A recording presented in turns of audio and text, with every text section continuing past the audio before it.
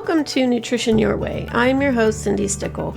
This podcast is for those of you that finally want to have control over your own health and your family's health. This is for you if you don't know what to eat to help your chronic illness or even your child's ADHD. I will share with you how to easily swap out unhealthy ingredients in your food for healthier ingredients that won't make you sicker or affect your chronic illness. And yes, you can still eat your favorite foods. Other areas I will cover include how to remove toxins from your food and life, how to eliminate the overwhelm you have with your health, including how to read labels, meal plan and prep, and how to manage grocery shopping with ease. My goal is to make biohacking effortless.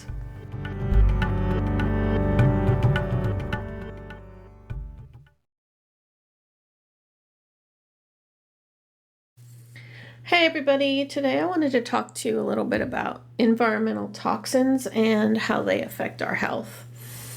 According to the National Institutes of Health, only 5 to 10% of cancers can be attributed to genetics.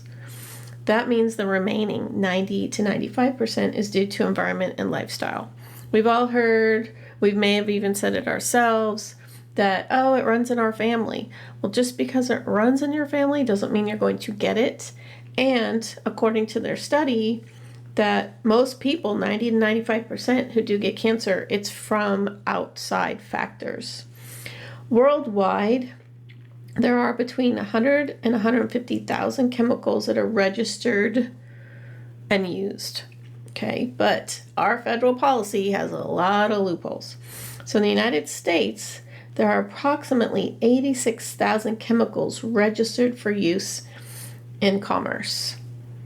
This includes 62,000 chemicals that were grandfathered in when the Toxic Substance Control Act was passed. This means 62,000 chemicals were given a free pass and an automatic presumption of safety without any requirement to actually test to see if they were indeed safe. So 62,000 chemicals fell through our loophole out of 86,000. Okay, that's like 3/4 of those. So our primary policy regulating cosmetics, which is the Food and Drug and Cosmetics Act, has not been updated since 1938. So that's another area that you can get exposed to a lot of toxins is in from your cosmetics, and I will talk about that on a separate episode. According to a report from the Government Accountability Office, the EPA has only over-required testing for fewer than 200 chemicals. That's it. They've only ever required testing on less than 200 chemicals. The Centers for Disease Control and Prevention, there are over 200 man-made chemicals inside us, and likely many more if they continue to keep testing. Okay, so we're ingesting so many toxins on a daily basis, and it's not just from food or air, or, it's everything that we touch and we come in contact with. In 2009, the Environmental Working Group tested the umbilical cord of 10 newborns and found more than 280 industrial pollutants, including 180 carcinogens, 217 neurotoxins, and 208 reproductive toxins. So babies are exposed before they're even born because the mothers are exposed. And toxicity is the primary driver of disease, according to the leading authority on science-based natural and integrative medicine and founding president of Bastyr University, and also the author of The Toxin Solution and a textbook, Clinical Environmental Medicine. So, external factors causing cancer, toxins we're exposed to, the primary driver of disease. Babies are being pre-polluted before they're even born. as you can tell by that environmental working group study. This was back in 2009. So can you imagine in 2013, there's probably even more toxins they're exposed to. And thanks to consumer demand, large-scale retailers like Target, Walmart, and Costco are starting to create policies to limit the use of harmful chemicals in their stores. So that is good news, but there's still a big uphill battle that we have to fight. There's also the amount of doses, the low dose or high dose. When testing is done or when it's deemed harmful, they're looking at super high doses to consider it harmful. But most of us are exposed at way lower doses. But that buildup over time, like years and decades, cause irreversible damage. So those low doses do matter. So most people believe that the very small amounts of exposure to harmful chemicals are totally safe and are too small to have any kind of health effect.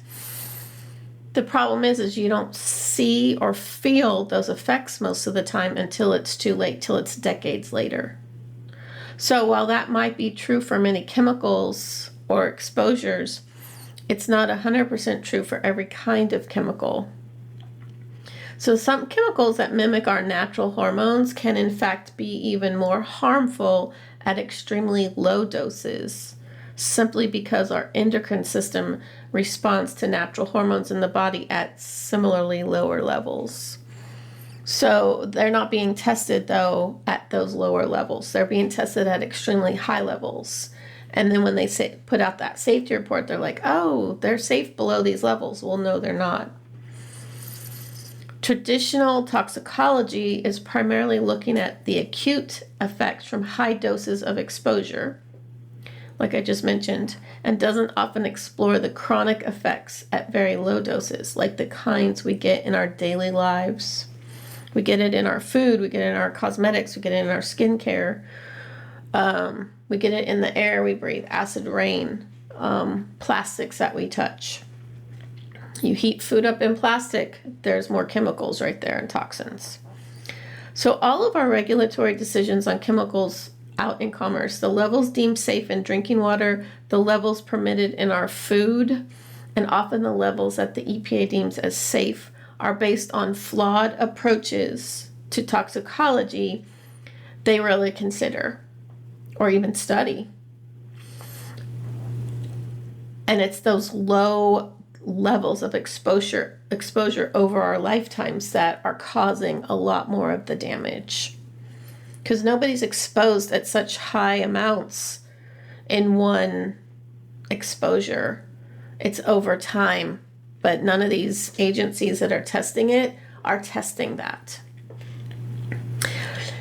Endocrine disruptors act in ways that are totally unpredicted by the traditional approaches to toxicology, according to Vedrik von Saal, a professor of reproductive biology in the Division of Biological Sciences at the University of Missouri, Columbia.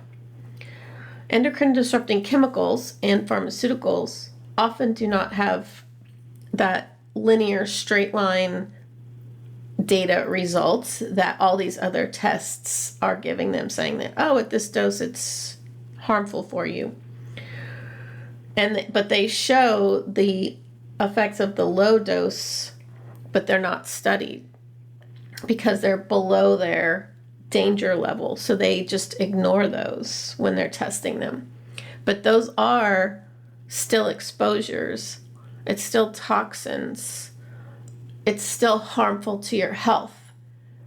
But it's happening slowly over decades.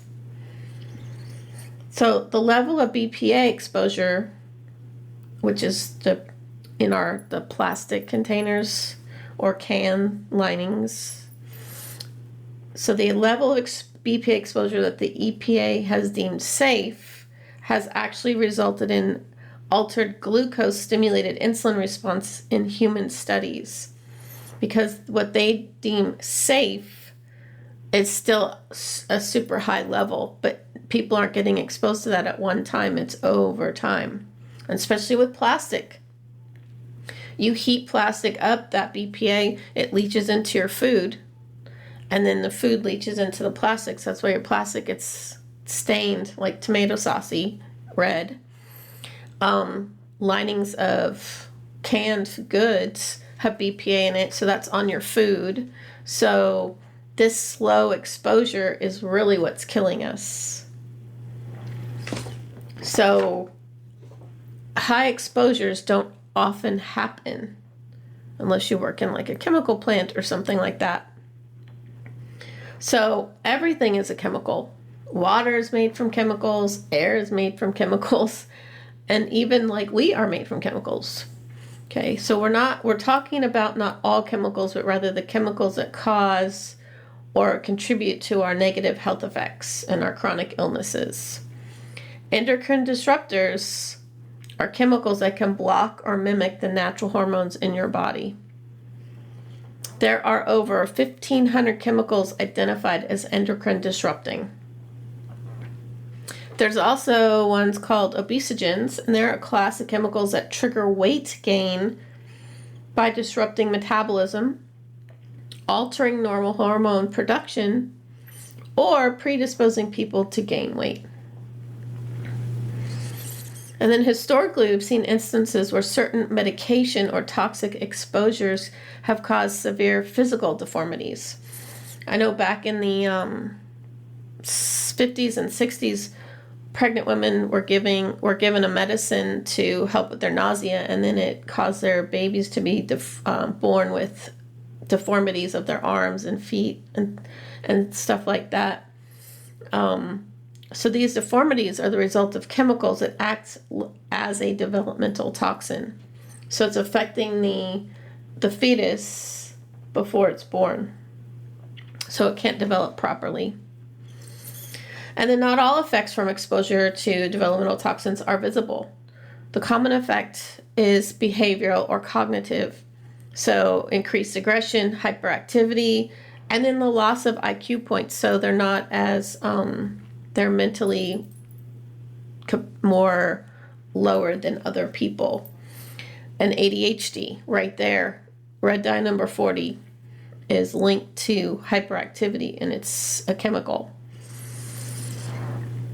Exposure to lead, mercury, and organophosphates, pesticides, all neurotoxic substances resulted in 41 million IQ points dropping, according to the National Institutes of Health. So they've been tracking exposure to these toxins and IQ to show how it's affecting the brain development before you're born. Fertility rates around the world are dropping. One key factor is likely the chronic exposure we're getting to reproductive toxins in our environment. For example, the purofluorinated chemicals like PFOA or PFOS have been shown to lower semen quality and testicular volume, resulting in male fertility issues. 95% of cancers, like I said before, are attributed to your lifestyle and your environment. Diet, alcohol consumption, infections, stress, obesity, medical treatments like radiation, naturally occurring radon gas, and environmental chemical exposures. I know when I lived in New Jersey and we had a basement and we had to get a radon detector because of the natural radon coming out of the earth. And so, just to protect yourself. So we are being exposed to so many chemicals, but not all at one time. Like I said, it's slow. It's over months, years, and decades. So for some people, the small amount of exposures to chemicals in their lives is the thing keeping them stuck in their health challenge. Small shifts in our daily routine can often lead to transformational changes in our health. And that's what I help people with, is showing you small little changes to start to get rid of some of these toxins. And I'll be talking about this on further episodes, but start replacing your plastic containers with glass and reheating in glass. I use mason jars a lot, and I only use glass. I will freeze something in plastic, and then I'll thaw it out, I'll move it to a glass container. I have frozen things in glass, like mason jars, and they've cracked, but not a lot. But just for the safety of like broken glass, I will freeze in plastic, but then I will not heat it up in plastic. But yes, I will definitely have another episode on that. But it sounds like gloom and doom, but there is hope. I have been slowly removing toxins from my life. It's been like a 20-year process, and I didn't do it all overnight. I started with one thing, then moved on to another, and once you start forming that habit, the first one you learned, it's second nature, and you don't even think twice about it anymore. So it is possible, and we can live toxin free. I will talk to you soon. And as always, don't forget to subscribe so you can be notified when new episodes are released. And if you like what you hear, I would love for you to leave a review.